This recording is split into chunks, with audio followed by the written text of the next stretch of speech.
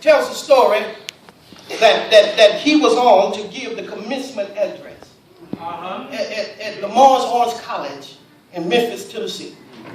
He said he was there, he was dressed, he was decked in his academic garb, and he was looking the part. And he said, right before they did the confirming of degrees, as they was marching out on stage, he said he heard small voice in the back of the auditorium. Small voice kept hollering, nobody but Jesus. He said that he noticed there was a little girl in the graduating class by the name of Roberta. He said Roberta didn't look like the other kids, other children. He said Roberta still had pigtails.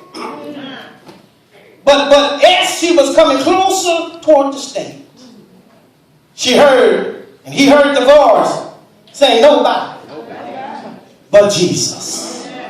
Says as the little girl was getting closer, the voice got a little louder. Nobody but Jesus.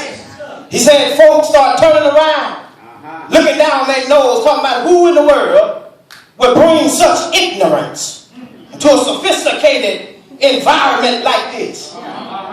Said as that little girl got closer, that woman hollered, nobody but Jesus.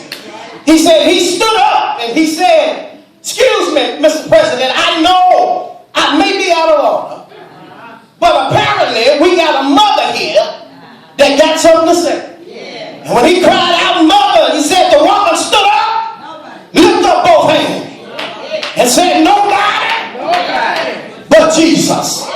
He said he began to think about his upbringing and what he was on program to do. And he said to that woman, he said, ma'am, you don't have to shout by yourself.